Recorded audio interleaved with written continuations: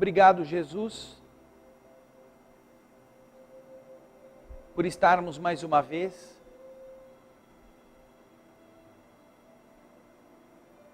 envoltos na vibração amorosa do teu carinho, não porque fora destes horários ele não exista, mas porque geralmente fora destes instantes nós estamos preocupados com outras coisas.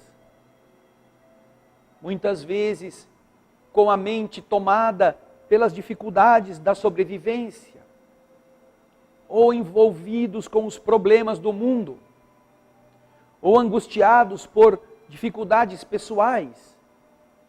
E assim, perdemos um pouco esta conexão com esta constante onda positiva, generosa, mas que quando nos acercamos, como agora o fazemos, nós voltamos a estar com a mente e o coração conectados às tuas vibrações. Te agradecemos, portanto, querido Mestre, por todo o esforço que ao longo de milênios você capitaneia, transformando esta morada da casa do Pai num ambiente melhor, desenvolvido não apenas materialmente, mas transformado na sua substância vibratória, ajudando todos os habitantes a darem também este passo na direção da luz, convidando-os a abdicar de seus caprichos, de seu egoísmo, de suas manias,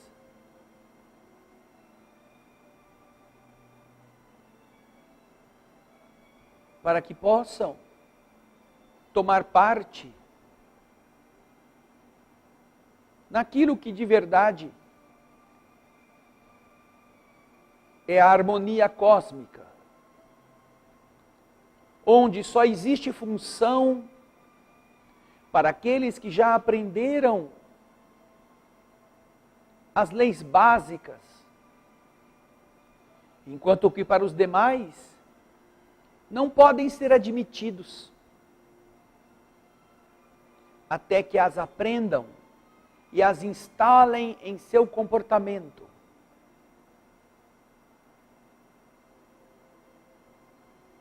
É justamente na fronteira do bem, na fronteira da bondade espontânea, que reside este limite entre os que são problemas e entre os que são ajudantes de Deus. Que nós possamos decidir de que lado estamos. É por isso que mais uma vez nós cantaremos do fundo do coração. Almas do céu,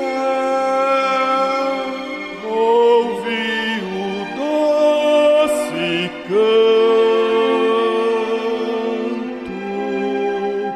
do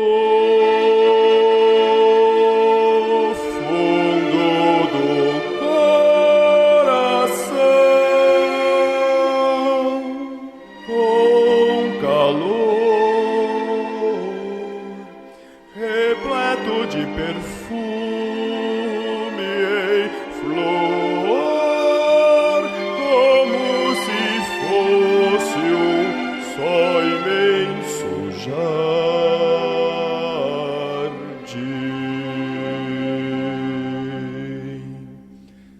É a voz do bem que o Cristo tem para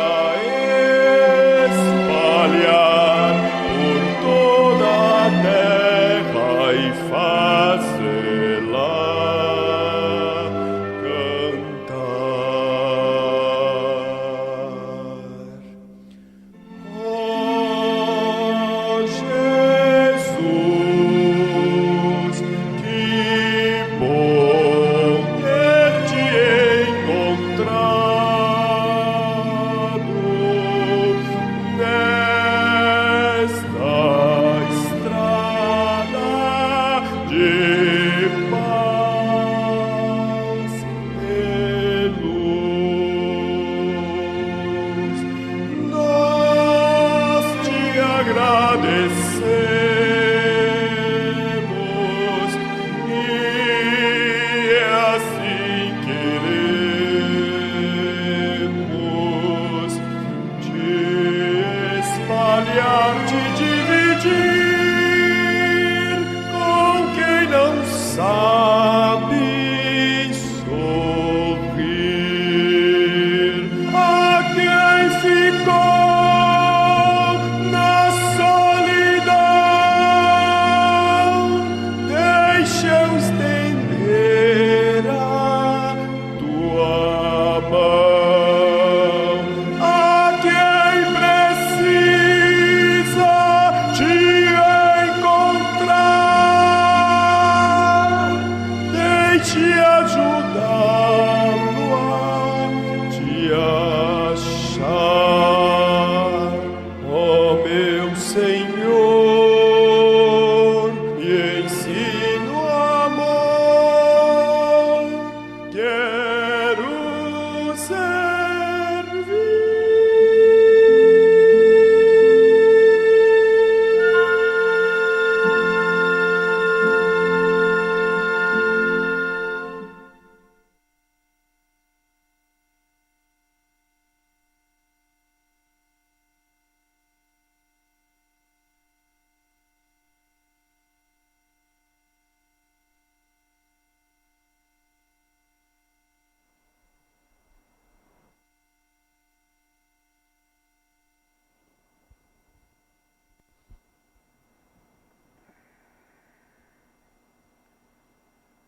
Queridas irmãs, queridos irmãos, queridos telespectadores da TV Alvorada Espírita, nosso abraço a todos os que nos assistem. Já são mais de 1000 pessoas no Facebook e mais de 700 que nos acompanham no YouTube.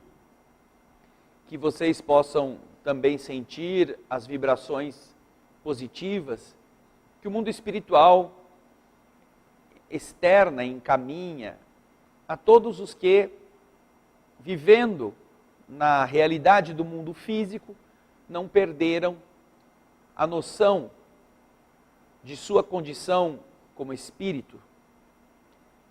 É muito complexo o entendimento do que nós estamos fazendo na Terra, porque depois de um certo tempo, nós nos deixamos contaminar por um contingente de falsas impressões que fazem daquela pessoa, na verdade, mais um burro de carga do que um agente do universo. Burro de carga no sentido de dedicar-se com quase exclusividade a manter a si mesmo naquilo que exige o estômago e, eventualmente, a cumprir com os compromissos assumidos nos processos da criação de filhos, do estabelecimento da família. E aí, com mais desculpas ainda, com desculpas mais plausíveis, em termos de abandonar praticamente, como se isso fosse válido, o sentido da espiritualidade para preencher nas suas expectativas de conquistas materiais aquilo que julgue uma necessidade, sem que eventualmente seja uma necessidade. Então, quando nós nos afastamos desta maneira objetiva de nos olharmos como filhos de Deus, não no sentido figurado de uma crença qualquer, não no aspecto cerimonioso de algum texto bíblico, mas como filhos do Criador de todas as coisas. Quando nos afastamos desta noção que é a nossa essência, se vamos ao Livro dos Espíritos, deixa eu pegá-los aqui, por favor, um minutinho só. O Livro dos Espíritos nos apresenta logo no começo a pergunta número 1, que é Deus? Pergunta Kardec. E os espíritos respondem: Deus é a inteligência suprema, causa primeira de todas as coisas.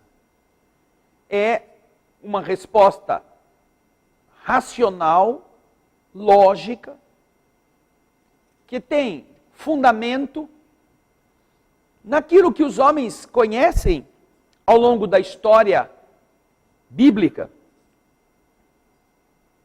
como sendo a origem. Deus criou todas as coisas. Deus quis, e por ordem sua, tudo foi criado.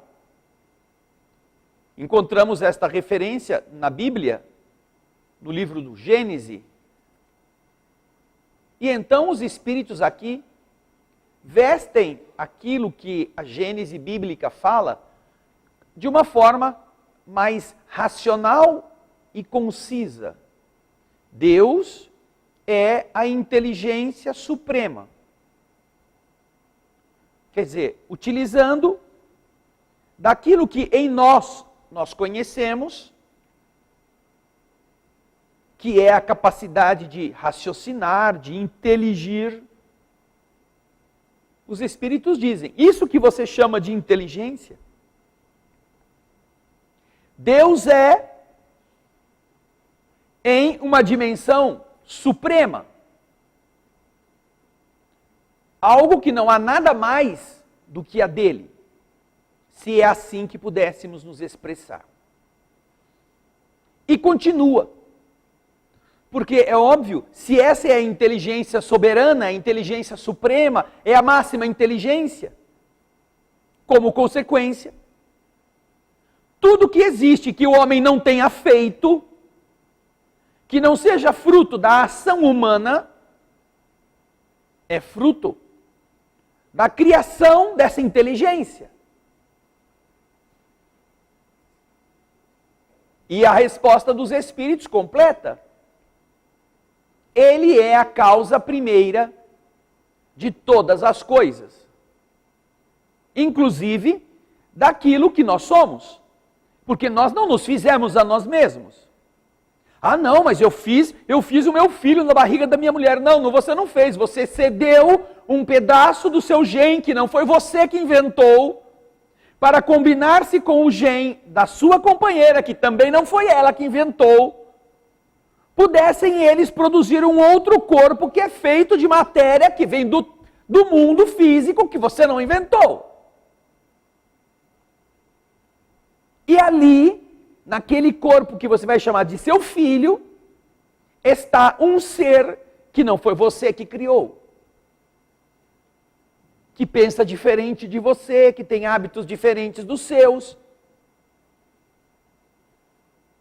Sinal que, obviamente, até mesmo o corpo e a essência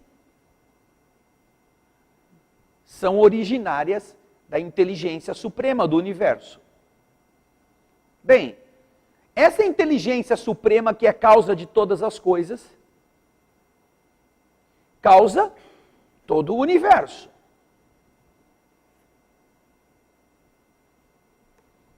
E existem uma gama tão extraordinária de realidades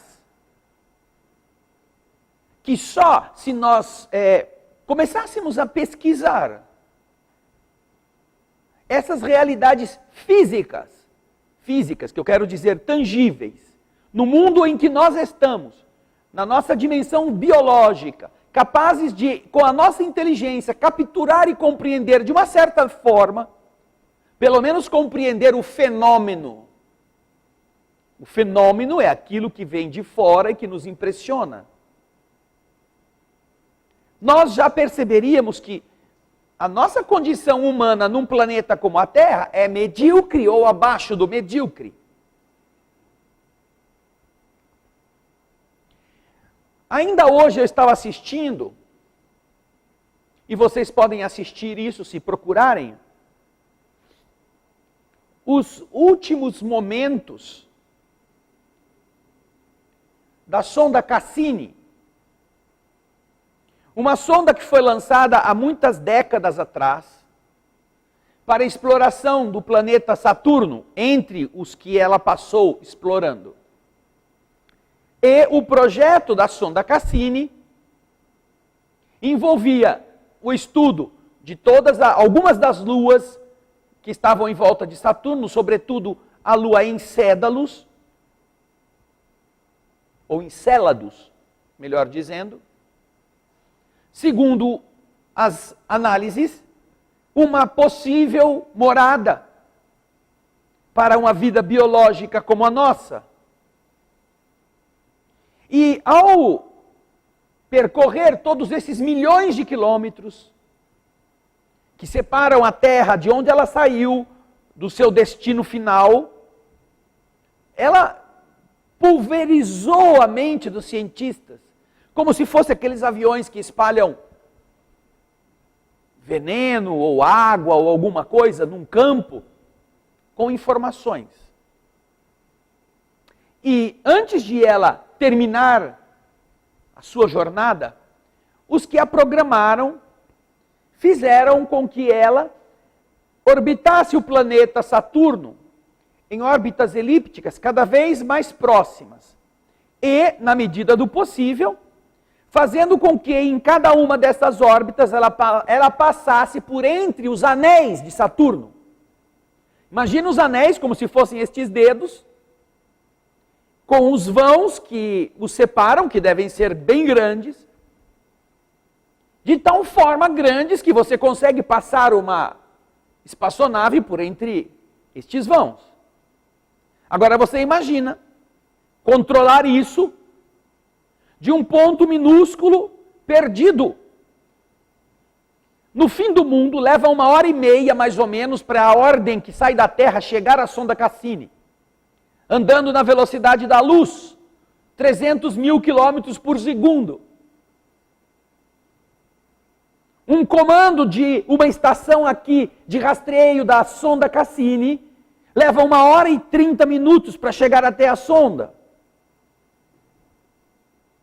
andando a 300 mil quilômetros por segundo.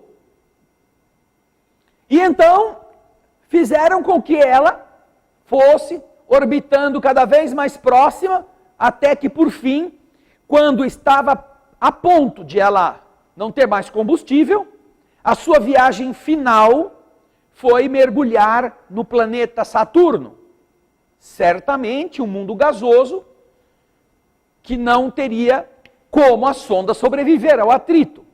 Ela então dura, nesse mergulho, quando ela começa a tocar as capas superiores da atmosfera de Saturno, ela dura 1 minuto. E enquanto ela está nessa luta, porque os comandos da própria sonda tentam fazer a sonda se manter na posição correta, com a antena voltada para a Terra, para que ela pudesse enviar ainda as fotos finais do seu autossuicídio, né? Da sua autodestruição. Ela vai lutando com os seus próprios componentes para se manter com aqueles jatos dos combustíveis finais para equilibrá-la, até que por fim ela não consegue mais, acaba o seu combustível. Ela então entra num processo de perda de orientação, o giroscópio da espaçonave para de funcionar, ela então perde a referência das estrelas, que é o que mantém estas naves em posição, e aí então ela vai se entregar ao atrito e fica como se fosse esses meteoros que a gente vê singrando os céus durante a noite, que apaga-se depois de um certo tempo. Porém, mesmo neste período, ainda assim, já roçando a espaçonave as camadas de gases mais finos do planeta, ela ainda enviou uma quantidade descomunal de informações. Ela mediu, ela captou e estudou a composição química do pó que havia na atmosfera de Saturno. Ela fez uma decomposição dos gases que estavam na atmosfera de Saturno. E, obviamente, também informou pressão atmosférica, temperatura, e outras composições para as quais ela foi programada. Sem contar a maravilhosa galeria de imagens em fotografias de boa resolução que ela enviou antes de terminar a sua jornada. Talvez as mais lindas fotografias que o homem já tenha visto de um planeta como este. Ou seja, quando você começa a olhar o mundo que existe na nossa vizinhança, que é totalmente diferente e mais ainda inusitado, você vai encontrar a sonda Cassini, por exemplo, filmando, e através das fotografias se estabeleceu um time-lapse de imagens que permitem fazer um vídeo, filmando uma das luas de Saturno, porque Saturno tem muitas luas, que está projetando para fora da sua atmosfera, talvez em forma de vulcões, aquilo que foi visto numa condição de 4 ou mais jatos de água que ao entrarem na atmosfera, ao saírem da atmosfera, ou possível atmosfera que exista nessa lua, entram em contato com o frio do espaço e congelam. Então, você vê um jato que imediatamente fica branco. E isso não para. É uma das imagens impactantes para a mente do cientista que quer saber como são as coisas. E, no entanto, dá para saber se é água, se é metano. A uma distância como esta, não de um planeta gigante que é fácil de você constatar, que é fácil de você ver até por um binóculo.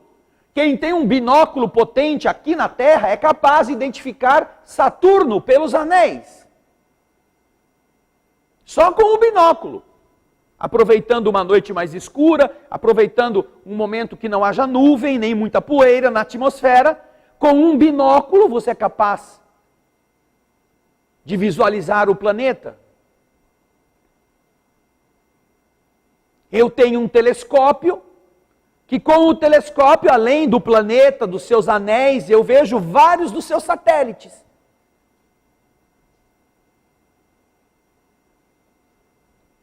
E assim, da Terra, de onde estamos, você é capaz de analisar a composição química dos gases de um planeta que tem algumas luas. E dessas luas você é capaz de ver.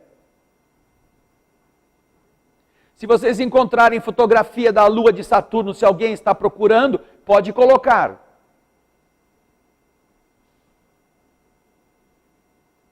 Desta lua específica que eu estou falando, com os jatos que estão saindo dos vulcões que ali projetam essa água ou esse gás, esse vapor na atmosfera. E depois essa pressão é tão intensa que isso fura a camada atmosférica e congela no espaço cósmico ao redor dessa lua, segundo a explicação dos cientistas. Em uma outra captura da sonda Cassini, você vê uma das suas luas, bem pequena para o tamanho do planeta, que circunda o planeta entre dois anéis. Existem, considerados principais, 6 ou 7 anéis ao redor do planeta Saturno. 6 ou 7. E eles são denominados com letras do alfabeto. Entre duas destas realidades, a sonda Cassini filmou ou fotografou o efeito gravitacional que uma lua que orbita Saturno entre dois anéis produz no anel uma oscilação, porque a matéria de que é constituído o anel sofre a influência gravitacional daquele cisquinho que está orbitando. Então, o anel, naquela borda que está de um lado, na direção do movimento da Lua, sofre uma perturbação oscilatória, como se a Lua estivesse pressionando aquela parte, porque ela está indo naquela direção, ela está empurrando, então aquilo oscila num sentido. E a parte que está atrás, na parte de lá do outro anel, onde ela já passou, a oscilação também já aconteceu, e ela vai ficando, ela deixa a oscilação para trás. Então você vê na fotografia a oscilação do anel em decorrência da presença gravitacional de uma pequena lua. Achou aí? Não, eu não quero vídeo, eu quero foto só.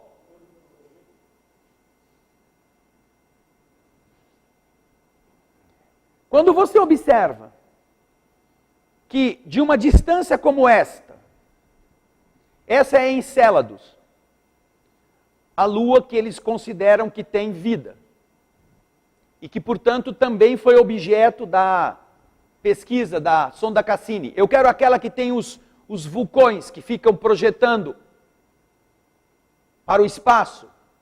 É uma imagem em que a lua aparece toda, talvez não seja nem essa lua, uma outra, não sei se é Titã.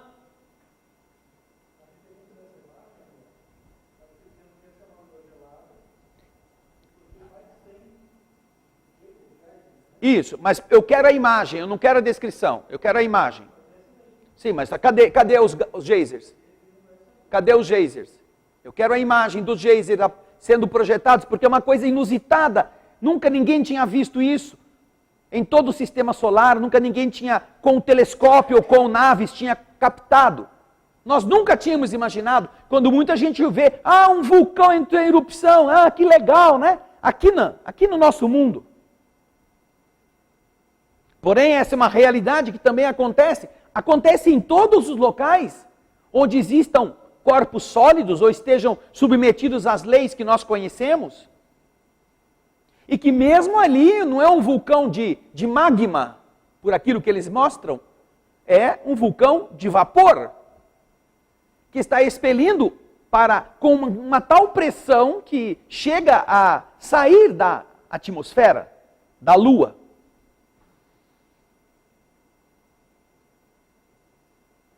Agora, tudo isso foi capturado por nós. Nós não somos a inteligência soberana do universo. Nós construímos, quando eu digo nós, é o ser humano, não é? Construímos uma sonda que certamente é menor do que esta sala, que viajou até lá, e não é o lugar mais longo aonde uma sonda humana foi capaz de chegar. Tem outras que estão mais longe ainda. E que representam para o próprio homem que criou novidades que são brutalmente diferentes de tudo que os homens já viram.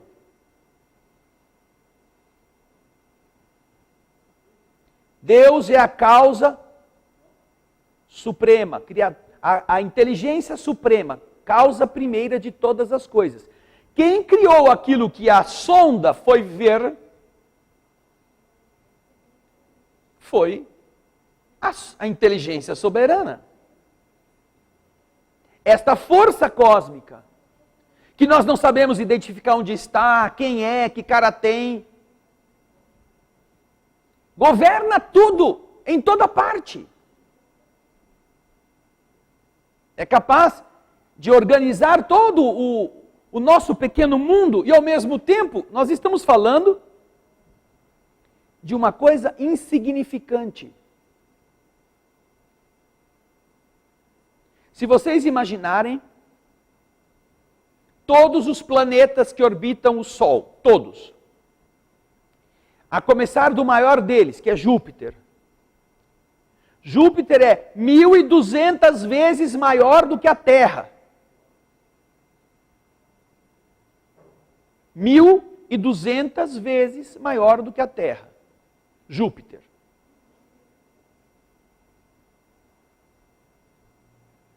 Se você somar toda a massa de Júpiter, Saturno, Urano, Netuno e todas as suas luas, algumas contagens recentes indicam que Júpiter tem mais de 100 luas orbitando o seu sistema.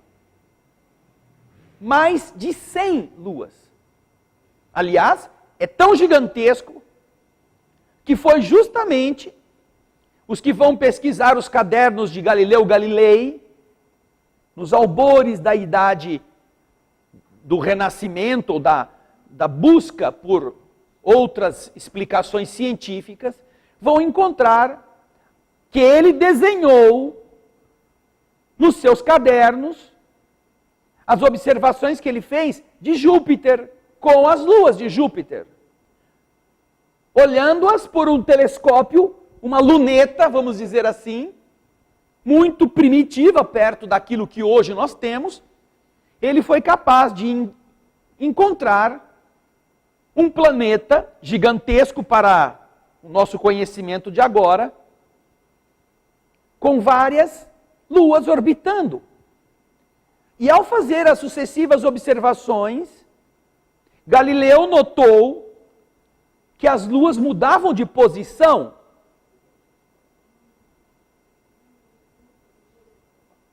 Por fim, depois de 1h30 de envio da mensagem, chegou na sonda, e agora vocês vão ver a resposta da sonda na tela. Não, isso é uma construção, gente. Isso daí é uma construção artística. Isso é uma construção artística. Eu quero a fotografia. Você viu um vídeo? Você viu um vídeo aí, Felipe? Você falou de um vídeo. Esse vídeo é da sonda Cassini? Procure no vídeo que você vai ver lá aquilo que... Traz para eu ver aqui. Traz para eu ver aqui. Eu não quero uma representação artística. Eu quero a foto mesmo. A foto que eles fizeram lá na sonda. Tem essa aqui, ó. Essa aqui, essa outra aqui. Cadê?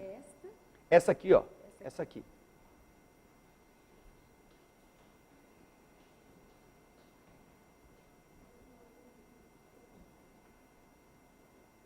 E então, estávamos falando agora já de Júpiter, porque leva tempo, né, até a mensagem chegar lá no destino e voltar com a resposta. Então nós já chegamos em Júpiter. Júpiter é o maior dos corpos celestes fora o Sol. E foi pela sua dimensão, pela sua grandeza, que Galileu Galilei começou a comprovar que provavelmente a Terra não era o centro do universo. Coisa que a igreja daquela época defendia com base nas revelações da Bíblia. Que a Terra era o centro e que o Sol girava em torno da Terra e todos os outros mundos giravam em torno de nós. E como é que ele chegou a essa conclusão que quase o levou à fogueira?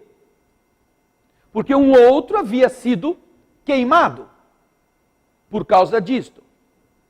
Ele chegou, por quê? Porque quando ele iluminado pela luz que vinha de longe, foi capaz de observar por um longo período e fazer os desenhos das posições dos corpos que ficavam em volta de Júpiter, ele percebeu a maioria dos corpos que orbitam o mundo está numa mesma linha. Estão em diferentes distâncias, mas estão mais próximos ou mais afastados de uma mesma eclíptica, vamos dizer assim, uma mesma linha de horizonte. Vocês chegaram aí à conclusão já? Vocês vão ver a lua de Saturno, que eu citei agora há pouco, com os jatos de vapor que se congelam quando saem da atmosfera e atingem o 0 grau quase do espaço. Isso é uma foto dessa sonda Cassini. Tem mais alguma ou só essa? Tá. Tudo bem. Então, essa realidade, você vê, nós não sabíamos que isso era assim, até que uma coisa construída de metal, com equipamentos eletrônicos e com sistemas ópticos específicos, chegou próximo, e ainda assim está longe, hein? Para tirar uma foto dessa. Não está lá no planeta. Foi tirada de uma região mais distante. Ou foi focado de longe, como o telescópio Hubble também tem câmeras potentíssimas que são capazes de chegar muito próximo, sem que o próprio laboratório, a própria câmera vá até lá. Mas voltando a Júpiter, Galileu Galilei então analisou e percebeu que havia diferentes números de planetas, entre aspas, né? De corpos celestes orbitando aquele outro grandão. Em uma época do ano ele olhava, tinha 5 da direita e 3 da esquerda. Aí passava um tempo, 1 mês, 2 meses, 5 meses, ele olhava de novo, já tinha 2 à direita e 4 à esquerda. Ué, mas como? Como que o negócio pode? Uma hora tem mais do lado direito, outra hora tem mais do lado esquerdo, outra hora diminui dos dois lados. Onde que foi parar? Só é possível explicar se estes corpos estão se movendo. Ora estando atrás, que não é visível, ora estando à frente, que também são encobertos pela claridade do planeta. É como se você pegasse uma cabeça de alfinete e colocasse bem no foco de uma lâmpada muito poderosa, você não conseguiria ver o foco, a cabecinha do alfinete, porque ela não consegue impedir, ela é abraçada pelo foco de luz e não consegue permitir que aquela sombrinha chegue até você. Foi este planeta que fez Galileu pensar, poxa, se esse lugar que eu estou olhando, eu vejo a olho nu o brilho, se ali eu estou vendo que existem corpos que estão ora de um lado, ora de outro, e eu sou capaz de detectar onde eles estão, com um aparelhinho desse tamanho, com umas lentezinhas porcarias, esse é um sistema. Se isso é natural, nós estamos com o Sol gigantesco. Muito provavelmente isso se multiplica ao longo de todo o universo. Uma vez que para enxergar Júpiter, que é muito longe, é mais difícil do que enxergar outros corpos, como Marte, que tem 2 satélites. Portanto, existe uma constante que Galileu amplifica daquele ponto minúsculo que ele desenhou nos seus cadernos, existem até hoje estes desenhos, e ele amplia isto para a nossa realidade. Agora, se você juntar, como eu estava dizendo, Mercúrio, Vênus, Marte, Terra, Júpiter, Saturno, Urano, Netuno, Plutão, vamos pôr Plutão na história, e todas as luas de todos estes planetas, isto, tudo junto, se você pusesse todos eles numa balança gigantesca e os pesasse, a massa que eles teriam nessa balança não chega a 1% da massa do Sol. 1%. Um planeta como Júpiter, que é 1.200 vezes maior do que a Terra, somado a todos os outros planetas do nosso sistema, representa, com muito boa vontade, 1% da massa do Sol, a estrela central. E esta massa é absurdamente pequena se comparar do Sol a outras estrelas. Agora, tudo isto faz parte do quê? Faz parte daquela capacidade de cada um de nós olhar para realidades que você não está acostumado, que vão além da sua panela de pressão no fogão, que vão além da sua agulha na costura da roupa, que vai além do seu lápis e caneta para anotar alguma coisa do seu serviço. Que é onde a maioria gasta sua vida e seus sentimentos e suas capacidades durante uma existência na Terra. E faz da vida que leva a compreender essas outras coisas uma coisa assim exótica. Ah, isso aí não é importante, isso não muda nada.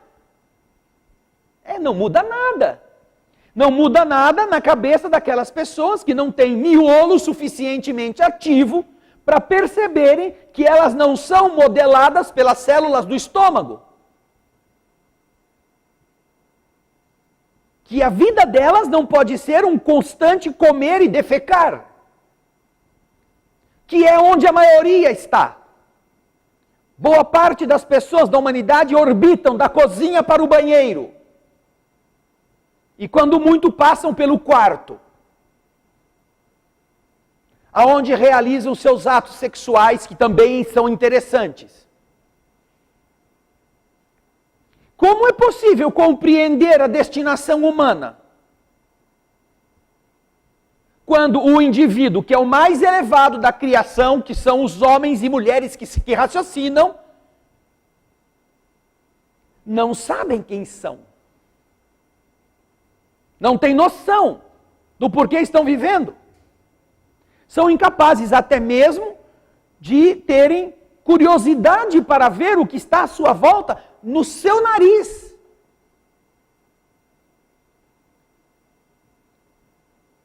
Deus é a inteligência suprema. Tudo que você não fez, foi Deus que fez. É a lógica.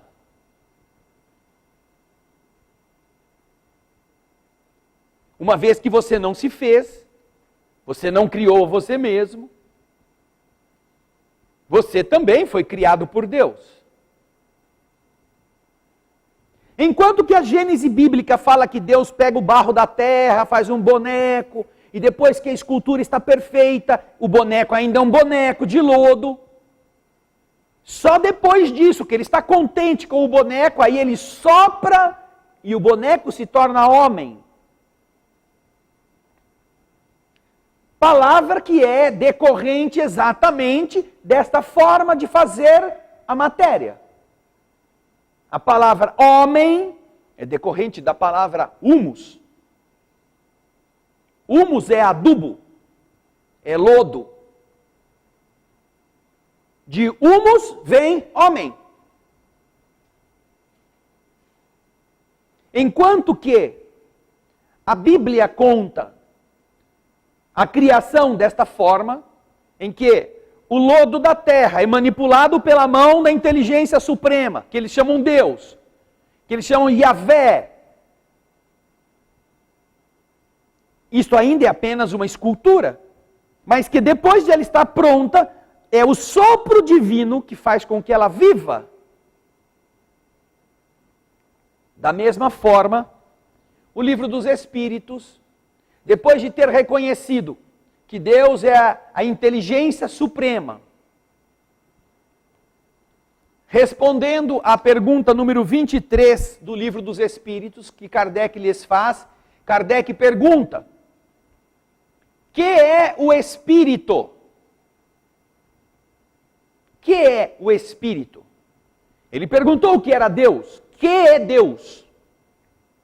Deus é a inteligência suprema. Que é o Espírito? Pergunta Kardec. E os Espíritos respondem: o Espírito é o princípio inteligente do universo. Deus é a inteligência suprema. E o Espírito é o princípio inteligente. Ou seja, no Espírito reside em semente a característica primordial da existência divina, que é a inteligência. E todas as pessoas que se identificam como um espírito, representam isso. Princípio inteligente. Não é a inteligência soberana. Não é o cara superdotado. Não é o ser que é luminoso, de inteligente. Não. O ser que tem a inteligência em princípio é o espírito. Portanto, enquanto os seres criados não atingem a sua condição de inteligência plena, ele ainda não é um espírito completo. É isso que separa você do mais inteligente dos orangotangos. É o que separa a gente do mais esperto dos cachorros. Porque ainda estão num patamar não igual ao do ser humano. Porque não possuem inteligência completa.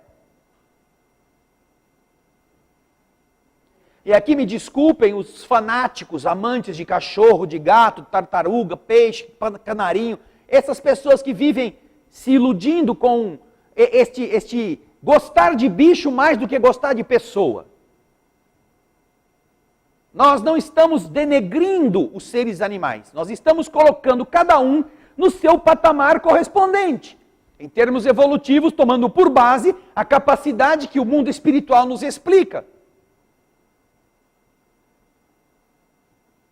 De termos inteligência tanto quanto no mesmo patamar, na mesma forma que o Criador de todas as coisas. O dia que o seu cachorro construir um busca-pé, não estou falando nem de um foguete. O seu Lulu fez um busca-pé que ele acendeu e saiu o busca-pé batendo nas paredes. Ah, esse cachorro já está chegando a ser gente. Mas é claro, no nível do cão, ele ainda não está com a consciência de inteligência plena para fazer todos os sistemas funcionarem em conjunto. O que não impede que ele tenha um princípio de inteligência, como tem os animais. Os animais têm um princípio inteligente. Uma inteligência que é instintiva. O instinto é uma espécie de inteligência que não é racional. Explicam os espíritos aqui também no livro dos espíritos. Mas isso não os dota da condição de serem o princípio inteligente que está aqui. Que é o espírito. Os animais vão migrando para níveis melhores, como todos os seres vão evoluindo, até que atingem o patamar de espíritos plenos, com o potencial racional que os coloca na condição que o livro dos espíritos está dando. Que é o espírito? É o princípio inteligente. Alguns podem dizer assim, não, é que esse princípio inteligente que estão falando os espíritos, é aquele que está adormecido na pedra, que depois começa a despertar no vegetal, que dá os primeiros passos nos animais inferiores e que depois desperta por fim, assume-se no ser hominal. Ah, tudo bem. Pode interpretar desse jeito. Não há contradição nisto.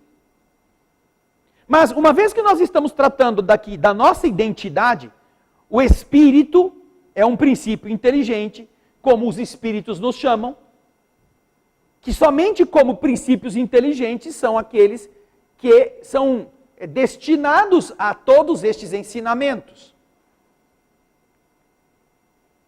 Um animal não está preocupado em saber qual é a essência de Deus, nem em saber de onde que ele veio. Ele está interessado em saber onde ele vai comer, onde ele vai dormir, onde está a fêmea que ele vai copular.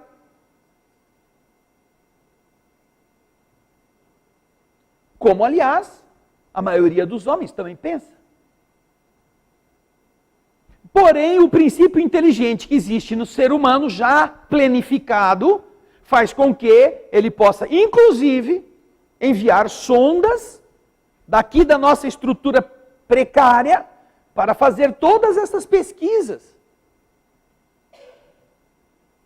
E nos informar de realidades que vai custar ainda muito tempo para que nossos próprios pés possam pisar, materialmente falando, se isso um dia for possível.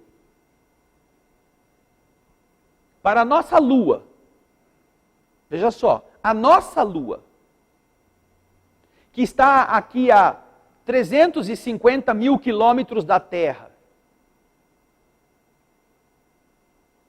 a nossa Lua, o homem sabe menos coisa do que provavelmente sabe desses planetas e dessas luas de planetas distantes.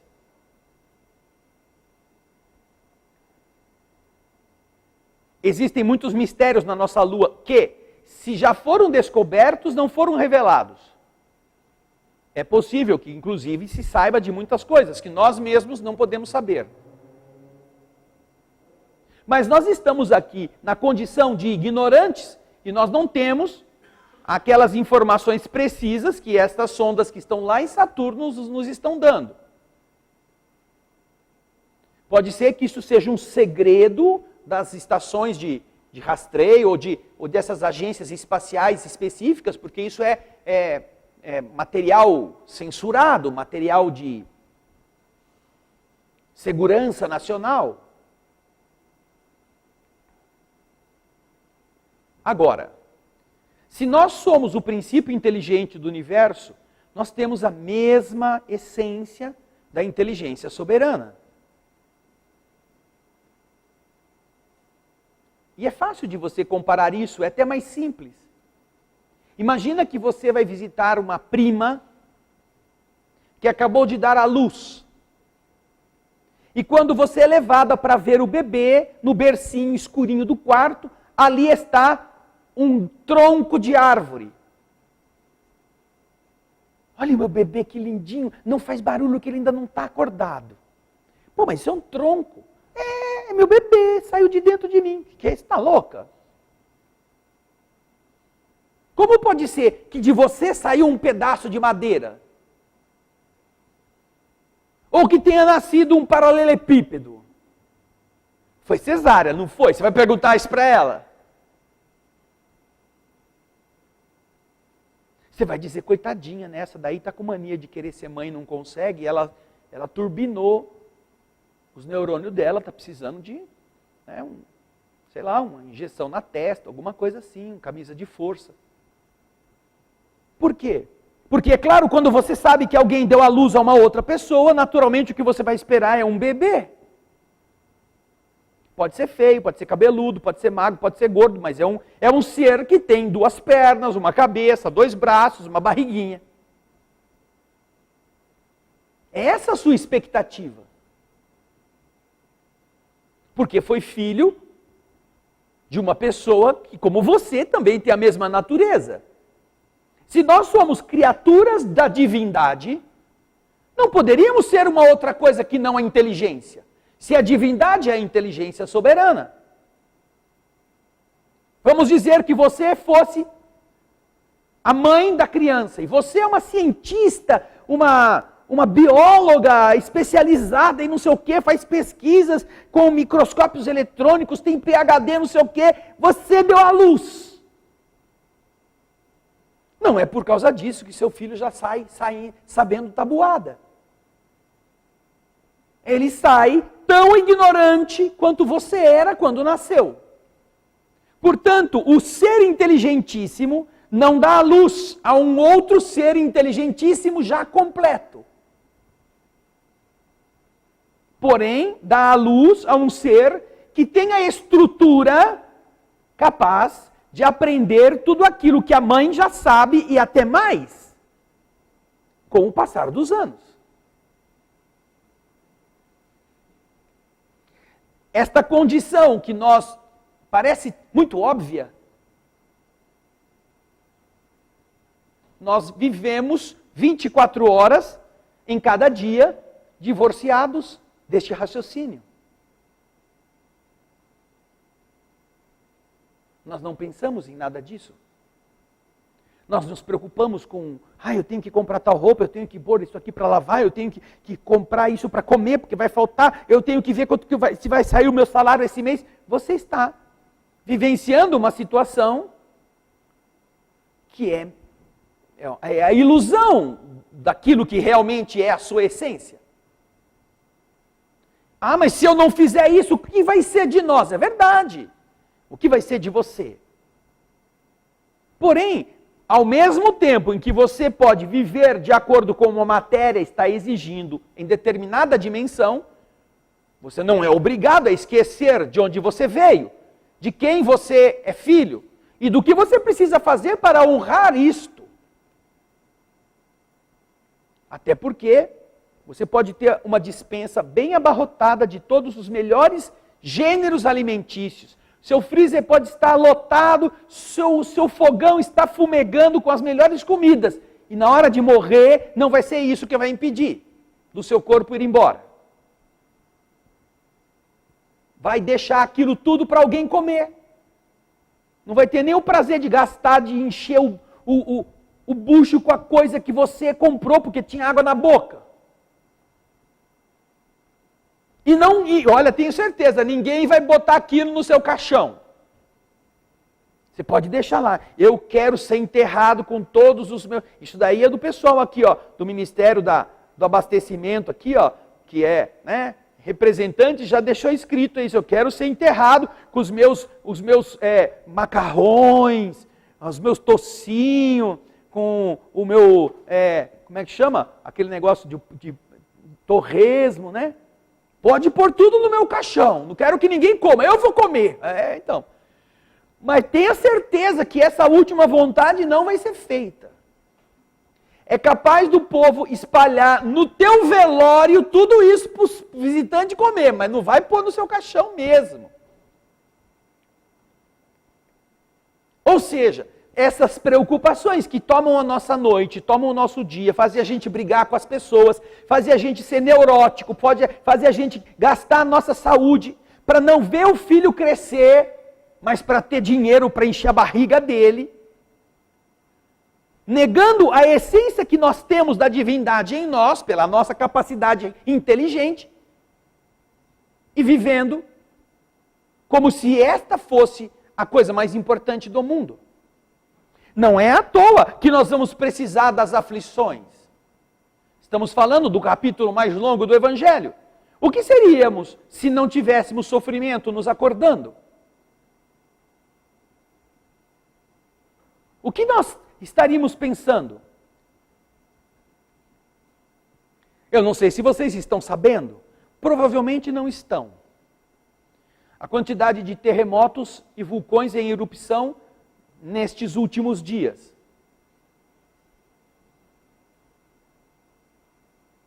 Esta quantidade está alertando as pessoas que estão mais atentas. Mas sempre teve. É verdade, o mundo é dinâmico, mas alguma coisa está fazendo com que nesse momento muitas estejam acontecendo simultaneamente. Nós não sabemos, graças a Deus que está passando a onda do Covid. Mas está chegando os gafanhotos bolsonarianos, que agora vão dizer que é o presidente o culpado pelo gafanhoto.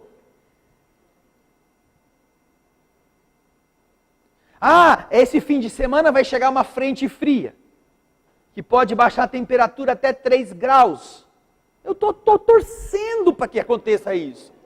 Mas cada vez que eu vejo um prognóstico da meteorologia, eu fico louco da vida, porque eu sei que não vai acontecer. Porque nunca acontece. Nunca. Quando nós estávamos na Itália o ano passado, havia um serviço meteorológico que dizia assim: amanhã, às 13 horas e 45 minutos, vai chover em Florença. E no dia seguinte, às 13 horas e 45 minutos, estava chovendo. Vai chover até às 17 horas e 28 minutos. Quando era 17 horas e 27 minutos, começava a parar de chover. E entre parar até parar de verdade, chegava às 17h28. Porque se passasse, o povo já ligava, reclamava que eles erraram, porque já é 5h30, ainda está pingando. Ou seja, era um negócio assim, preciso como um relógio suíço. Aqui vai a meteorologia, vai cair a temperatura, vai gear, vocês vão encontrar pinguim na Praça da Sé. Estou esperando. Daí dá um ventinho. Ai, olha, vocês não viram o frio que fez? Acabou de passar aqui o ventinho. Ninguém segurou, ninguém tirou a foto. Estão dizendo que vai esfriar. Não, quero ver. Tomara que não faça mal para ninguém, mas estão dizendo que vai esfriar, vai cair granizo. Oh! Na Serra Gaúcha pode nevar. Os desgramados sempre erram no frio e acertam no calor. A frente fria não pode penetrar porque a massa de ar quente está tomando conta. Eita, desgraçado. Fazer uma macumba para essa massa de ar quente ir embora. Isso é muito fácil de... qualquer Zé Mané não precisa de aparelho para dizer que tem um calor. Não, tudo bem. Então, a nossa capacidade de prever as coisas aqui é muito ainda difícil de você levar a sério. Até porque não é tanto culpa dos meteorologistas, mas nós somos um país gigantesco, temos influências muito grandes de várias outras. A nossa continentalidade, que é como eles chamam, impede que muitas dessas previsões aconteçam, porque tem fatores externos que são imponderáveis. Mas da Itália não, a Itália é uma linguicica de...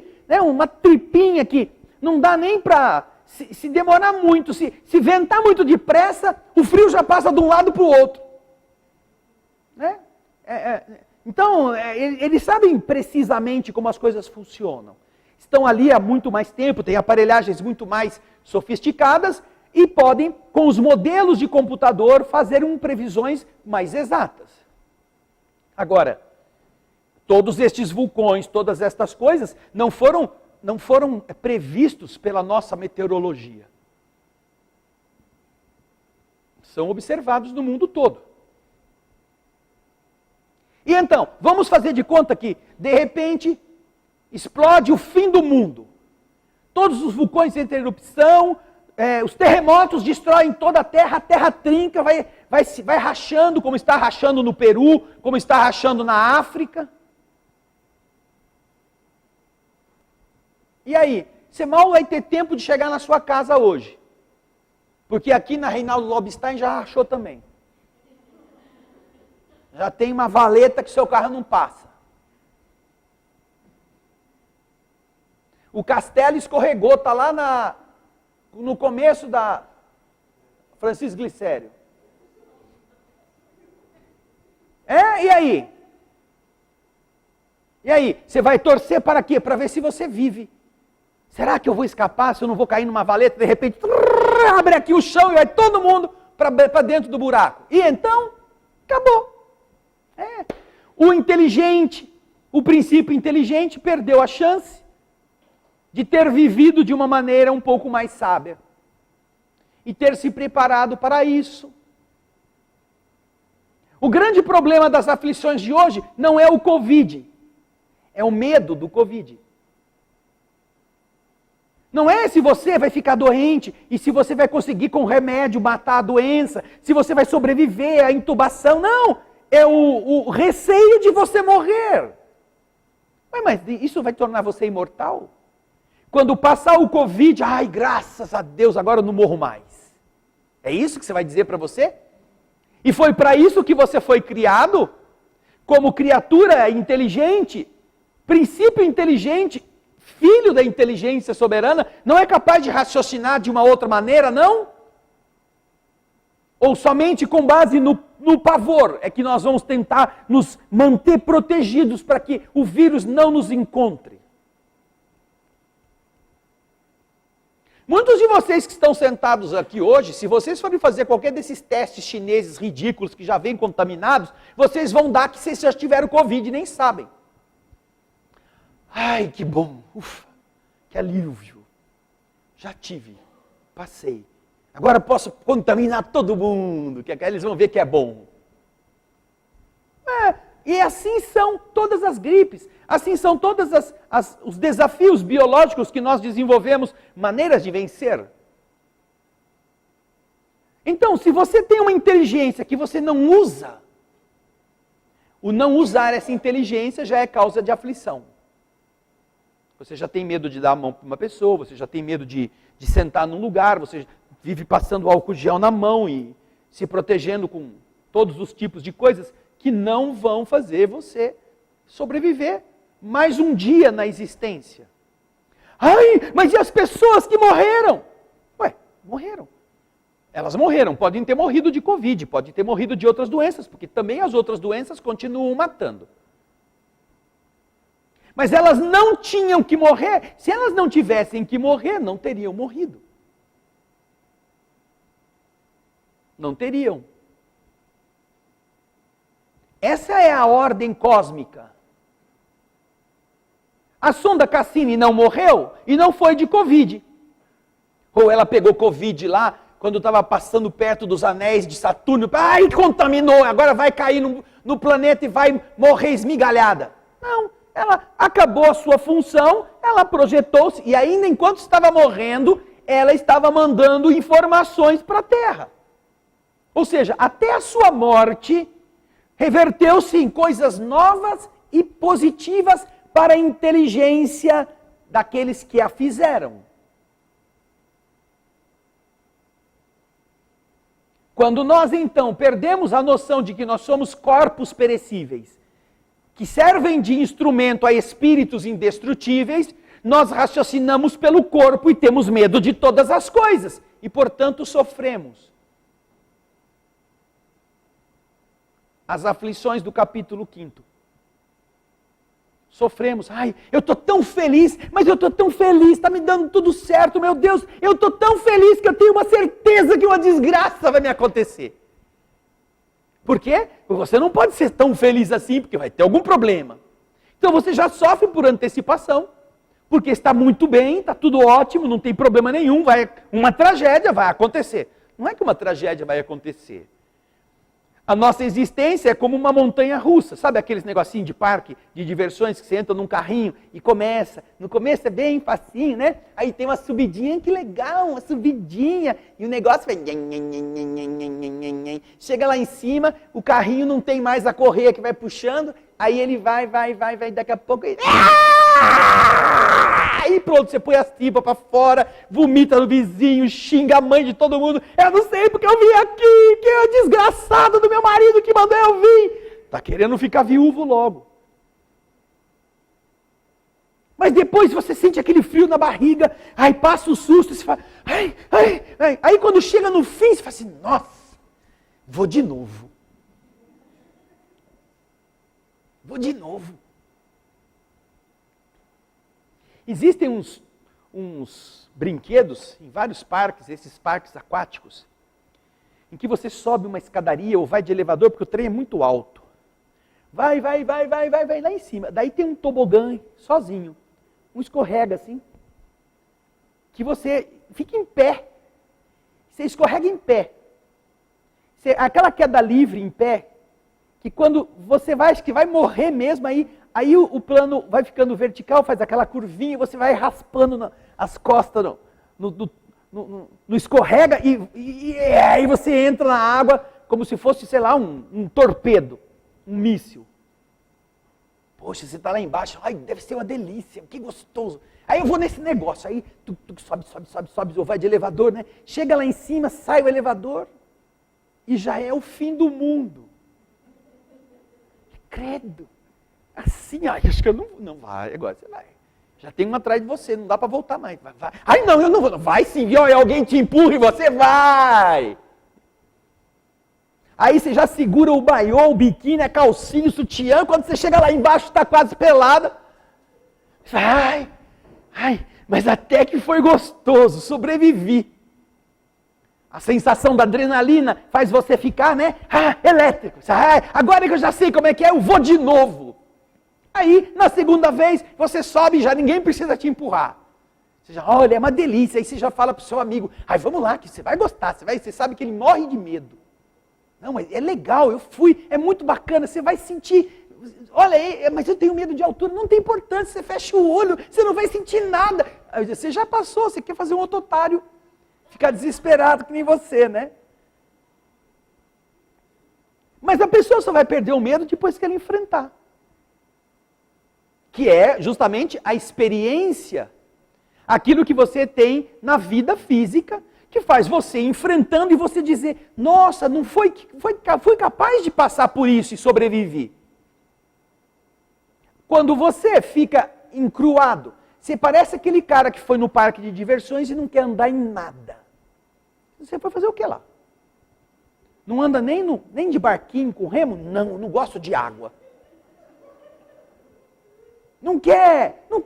O máximo que eu vou chegar perto da água é ficar no restaurante tomando uma soda, limonada, enquanto você vai lá se meter. Então o que você veio fazer aqui? Eu vim te fazer companhia. Para companhia como você, eu prefiro vir sozinho, que eu sou a melhor companhia para mim, eu sou mais animado que você. Porque você fala assim, né? Aí eu vou naquele brinquedo, o cara fala assim, nossa, é perigoso. E se alguém não apertou o parafuso, bem na hora que você está lá, quebra o bracinho que segura o toboágua, e o toboágua escorrega com você lá de cima e morre você. E se eu estou aqui com você tomando a soda e me dá um infarto, e eu vou assim, e tomo e morro aqui. Por causa da soda. Entre morrer pela soda e morrer pelo toboágua, pelo menos o outro é mais emocionante. E eu, pelo menos, fui macho o suficiente para subir e encarar a desgraça. Não vou ser enterrado como o covarde que ficou na lanchonete tomando soda e morreu infartado. Então, essas pessoas, elas são difíceis para elas mesmas. Por isso que precisam do sofrimento. Quando você se dispõe, você enfrenta aquilo que parece ser uma barreira, você a vence e você cresce. Porque você é obrigado a trabalhar no seu cérebro áreas da sua inteligência que estão acomodadas. Por isso que você precisa perder emprego. Por isso que você precisa perder entes queridos que estão, nos quais você está assim encostando. Né? Por isso que você precisa perder marido, perder esposa. Seja para a morte, seja para um outro ou para uma outra. Porque também isso vai fazer você começar a questionar certas coisas. Começar a pensar, puxa, eu acho que eu não fiz direito. Eu acho que eu não sabia. Ele me convidava para a gente descer junto no toboágua de mão dada. Eu falei, ai não, tenho medo, vai você. Aí lá em cima no toboágua ele encontrou uma outra corajosa. Eu falei, ai, você se importa de segurar na minha mão enquanto a gente desce junto? Eu falei, nossa, essa mulher que eu estava procurando para mim. A outra, Zé Ruela lá dentro daquela lanchonete, ficou lá. Falou para eu ir sozinho, que se dane aquela lá. Vamos sair daqui junto, a gente sai escondido, a gente vai para outro lugar, deixa. Você tem algum compromisso hoje? Não tenho, eu também estou livre. Tá? Se a gente não morrer na descida, vamos sair tomar uns binga. Pronto. A mulher já ficou sem o marido. Porque é uma imbecil. E o marido muitas vezes também perde a esposa por causa disso. Mas só vai entender isso quando ficar sozinho. Todas essas são circunstâncias que podem ser modificadas se nós aprendermos a dar valor para o que significa ser filho de Deus. Termos coragem para fazer as coisas. Termos entendimento para ir buscar um pouco mais de conhecimento. Quarentena, ai meu Deus, eu não sei o que fazer em casa, dá uma monotonia. Ué, você fez o quê? Faz desde o dia, nós estamos fechados aqui desde o dia, acho que 16 de março. Maio, abril, maio, junho. São 90 dias. Que nós, na nossa instituição, os que vinham aqui, os que trabalhavam aqui, não tinham compromissos para vir aqui. A não ser a equipe que está nos ajudando na transmissão ao vivo. Então, sem o trabalho da nossa instituição, já estão há 90 dias. Antes você não podia vir, ou não podia ler, não podia pensar em outras coisas, porque tinha compromissos para vir no dia do trabalho, na casa espírita. Seja aqui, seja em outro lugar. Mas agora que não tem o trabalho, fez o que do seu horário? Pode perceber, ponha no papel o que você fez no horário em que não estava mais vindo aqui. O quê? Leu mais livros? Se qualificou melhor? Foi pesquisar dúvidas que você sempre teve e nunca pesquisou, porque antes você não tinha tempo? Ou você se qualificou profissionalmente na sua área, fez uma reciclagem daquilo que você já sabia e das novidades do seu ambiente? Eu acho uma agressão à divindade. Veja só, aonde eu considero que chega isto. Para mim, é uma agressão no patamar da ingratidão, eu ter um dia na minha vida em que eu não aprendo alguma coisa. Em que eu passe o tempo sem fazer nada de construtivo para o que eu sou como pessoa. E, obviamente, se possível, para fazer alguém também ser alguma coisa melhor. Mas vamos dizer que você está num lugar onde não tem ninguém, só tem vaca, boi, camelo, passarinho. Você não adianta fazer uma pregação religiosa para eles. Eles não vão deixar de ser passarinho, ou vaca, ou boi. Mas para você mesmo, você fez alguma coisa que pudesse se te enriquecer? Você foi estudar como é que os passarinhos fazem ninho? Você foi contar quantos ovinhos cada uma daquelas espécies põe? Você foi fazer uma pesquisa de como é a pena daquele passarinho que está naquele ninho lá? De onde vem tanta pena? Já notaram que o passarinho, quando faz o ninho para pôr ovo, ele parece que vira um pavão de tanta pena que ele põe ali dentro. De onde que vem aquele monte de pena? Ele plantou e tem uma plantação de pena que ele foi lá, ceifou e trouxe para o ninho? Não! Dele mesmo saiu aquela pena. Você fala, credo, passarinho tem tanta pena assim? Quantas penas tem um passarinho? Quem me responde?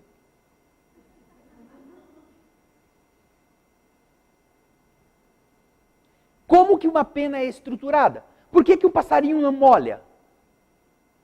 Diferente do urubu. Um urubu fica molhado, não consegue voar.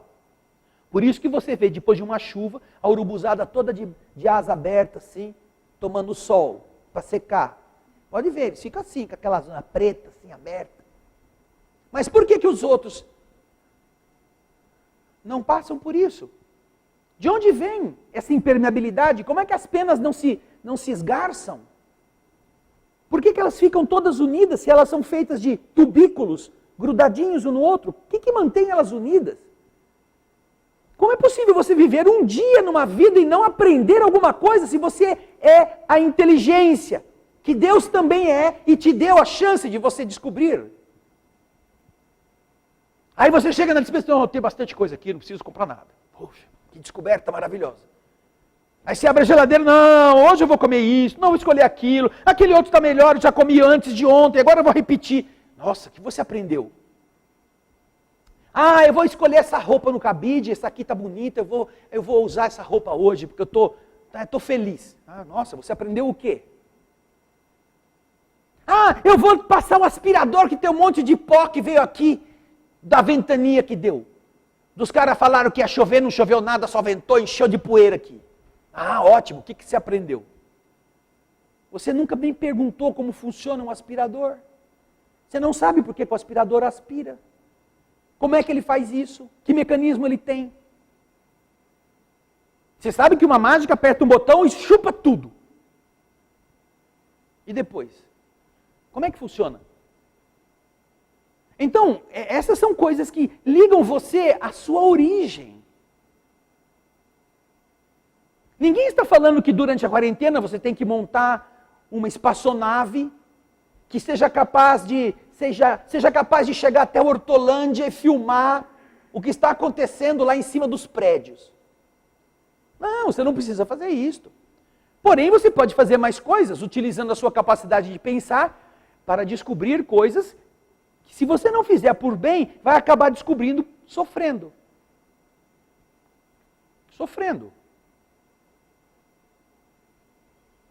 E todas as nossas dificuldades, sejam elas gripes, sejam elas problemas de saúde, sejam elas problemas morais, materiais, eles são fontes de educação para o espírito. Não são punição, não são maneiras do Senhor se vingar da gente. O item que nós estamos comentando, do capítulo 5, fala dos motivos de resignação. É o parágrafo 12. Antes de nós irmos para o parágrafo 12, só para a gente valorizar aqui o esforço da equipe de produção, vocês vão ver na tela aí um toboágua que eu estava contando agora há pouco. É que a resposta lá da sonda leva 1h30 para chegar de volta. Então, vai lá agora, põe o toboágua aí, olha lá. Não é o azul não, viu? É o branco que eu estou falando aqui. Aquele branquinho ali, ó, que desce, olha o carinha ali, morrendo dentro da calha. Olha o tamanho dele, ó. E esse ainda é pequeno, hein? Esse aí não é dos mais altos. Agora, já pensou se você entra naquele tubo azul ali, ó? Aquele tubo azul que vai fazendo você vai sair uma trança no fim, hein? Porque você chega lá, você não sabe para onde olha. Você fala, nossa, eu entrei em órbita. Aquele tubo azul ali, ó. Mas também é emocionante, tem outras emoções. Não é? Você vê que são oportunidades de você não apenas sair vitorioso no fim, porque eu tenho certeza que as pessoas medrosas que enfrentam isso, quando chegam no fim, têm orgulho do que fizeram. Ai, eu fui capaz. Aí ela fala assim, você tirou foto de eu descendo? Não, não tirou! Meu Deus, como é que eu vou testemunhar isso para os outros? Eu vou subir de novo, você vai tirar uma foto disso de novo para mim. Só que aí eu não vou descer não, você vai tirando foto de eu subindo de eu lá em cima. Não, eu tenho que descer, né? Porque depois vão dizer que eu só fingi. Daí o cara, você desce de novo para tirar foto e registrar. Mas você quer mostrar que você foi capaz. É claro que você quer mostrar para as outras pessoas. Olha a altura desse aí, ó. Esse é o Beach Park. Onde que é? Aqui no Brasil. Em Fortaleza. Em Fortaleza, esse. Então, tá vendo? É emocionante, né? Olha lá. Você olha a natureza, assim, o mar. Você está na altura quase. Se você esticar a mão, você passa a mão no satélite. Você pega o satélite pelo rabo, assim. Ai, nossa. É, está acima dos prédios. Imagina você lá, Ricardão. É, né? Não iam deixar. Você entope a calha. Ainda os outros, vem o platinado atrás, não passa. Ele tem que ir primeiro. Depois eles untam você bastante de, né, óleo de coco, azeite de dendê. Aí fala, agora pode ir. Brincadeira, viu, Ricardão? Motivos de resignação. Quando nós escutamos no Evangelho, bem-aventurados os aflitos, porque serão consolados, Jesus indica, ao mesmo tempo, a compensação que espera aqueles que sofrem e a resignação que faz abençoar o sofrimento como prelúdio da cura. Já imaginaram quanto custou de esforço para toda uma equipe gigantesca de cientistas que passaram a noite em claro para conseguir operar, projetar, lançar e manter funcionando uma sonda como Cassini? Muitos perderam sua família, muitos acabaram tendo casamento frustrado, muitos não puderam ver os filhos na escola, muitos não puderam ver o seu filho jogando o futebol na equipe dele, ganhando. Não puderam, estavam lá fazendo isso. Mas a resignação de você estar fazendo alguma coisa, de você estar vencendo alguma coisa, faz com que as suas aflições sejam consoladas pelas forças divinas. Você não perdeu estas coisas porque estava distraindo-se, porque estava jogando o seu tempo no lixo, porque estava preocupado em encher sua barriga, em ficar famoso ou ser bonito. Você estava investindo tudo que você podia para construir algo nobre para você e para as outras pessoas. Essas palavras, dizem aqui os textos, podem ser traduzidas assim: vocês devem ser considerados felizes por sofrerem. Felizes por sofrerem. Porque as suas dores neste mundo são a dívida de suas faltas passadas. E essas dores, suportadas pacientemente sobre a terra, vão poupar a vocês séculos de sofrimento na vida futura. Devem, portanto, estar felizes, porque Deus transformou a dívida que vocês tinham, permitindo que vocês pagassem no presente, o que vos garante a tranquilidade para o futuro. O homem que sofre é semelhante a um devedor que deve uma grande quantia a quem o seu credor lhe diz: se você me pagar hoje, mesmo a centésima parte do que você me deve da dívida, eu te darei quitação de todo o restante, e você será livre da dívida. Se você não fizer isso, eu perseguirei você até que me tenha pago o último centavo. O devedor não seria mais feliz, suportando toda sorte de privações para se libertar, pagando somente a centésima parte do que deve? Ao invés de se lamentar do seu credor, não lhe agradeceria? Tem certeza que se eu pagar só um centésimo, o senhor me perdoa o resto da dívida? Nossa, o senhor é um santo. Nem que eu fique 6 meses sem comer, eu junto todo o dinheiro da minha comida. Esse é o caso do Ministério do Abastecimento aqui. Se eles ficarem sem comer 6 meses, eles constroem, metade daquele toboágua lá, com que eles economizam. Ou seja, pagar um centésimo libera o indivíduo de uma dívida. Isso é um benefício, isso não é uma punição. Agora, ainda que você não tenha esse um centésimo, será que não vai te ser estimulante você ter que lutar para conseguir? Me pague agora, ou neste período, a centésima parte dessa dívida. E se você se empenhar, eu te considero quitada, toda ela. Este é o sentido das palavras. Bem-aventurados os aflitos, porque serão consolados. São felizes porque se quitam, e depois de se quitarem, estarão livres. Mas, se ao se quitarem de um lado, endividam-se de outro, não se alcançará jamais a libertação. Ora, cada nova falta aumenta a dívida, porque não há uma só, qualquer que seja ela, que não arraste consigo sua punição forçada, inevitável, que se não for hoje, será amanhã, se não for nesta vida, será na outra. Entre estas faltas, em primeiro lugar é preciso colocar a falta de submissão à vontade de Deus. Falta de submissão à vontade de Deus.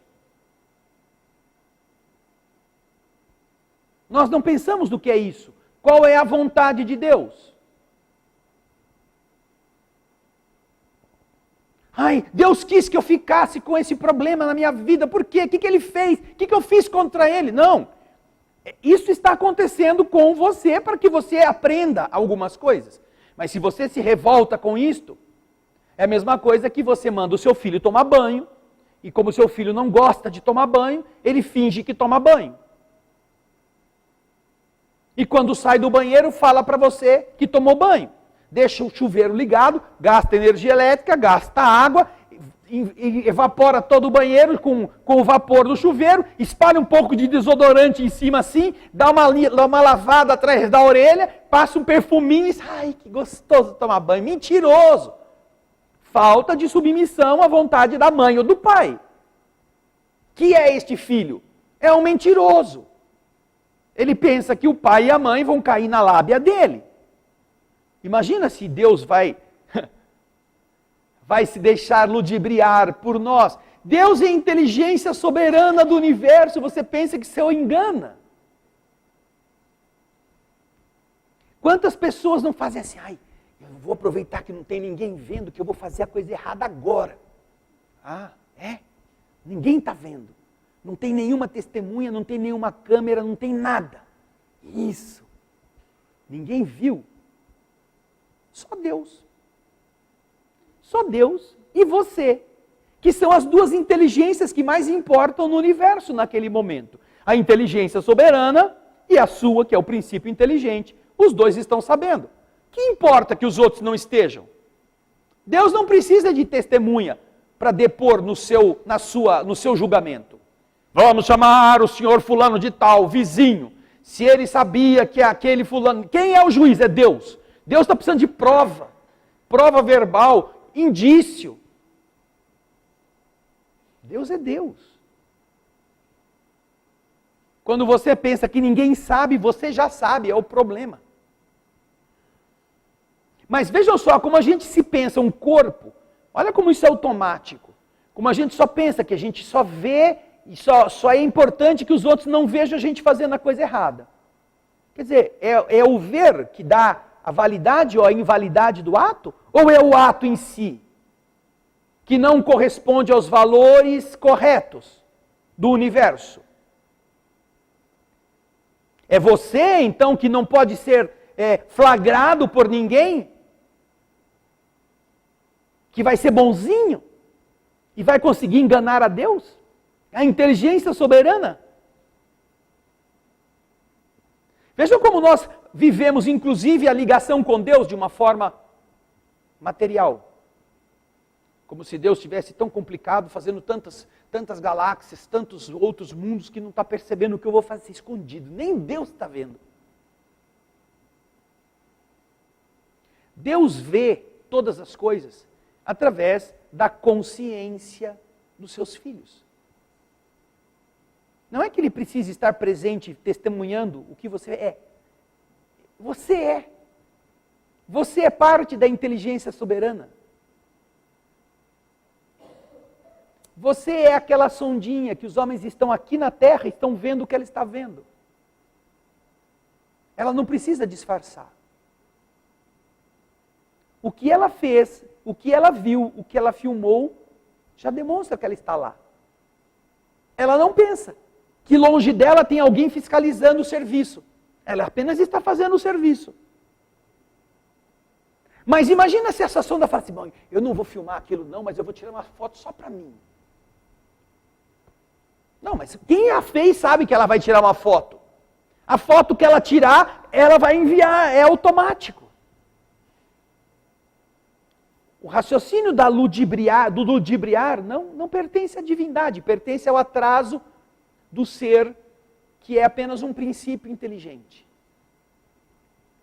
Por isso é importante que a gente entenda que o sofrimento não é maldade de Deus. O sofrimento é consequência desse modo mesquinho, desse modo mentiroso, malicioso que a gente inventa para tentar enganar Deus. Para tentar tirar vantagem da vida material, como se nós fôssemos a matéria. Como se aquilo que você ganha no fim do mês é que vai dizer que você é uma pessoa feliz. Que Deus gosta de você porque te abençoou com o lucro. Não, não pode ser assim. Porque nem toda comida que você juntar vai no seu caixão. Você não pode ser feliz por causa da comida. Você tem que comer e tem que ter alegria de poder se alimentar e também ver tudo sendo abastecido. A felicidade de outras pessoas. Porque Deus gostaria disto. Você então presencia a inteligência soberana enviando você como uma sondinha para dizer, olha para mim, veja aquela lua projetando vulcões, mostre para os homens aquilo lá, veja esta outra, passe pelos anéis, tire fotografia, mostre para todas as outras pessoas como funcionam os mistérios do universo. Você é uma sonda que Deus enviou à Terra para que você veja onde pode ser. E a vantagem desta sonda que você é que aquela lá precisa ser mandada fazer as coisas.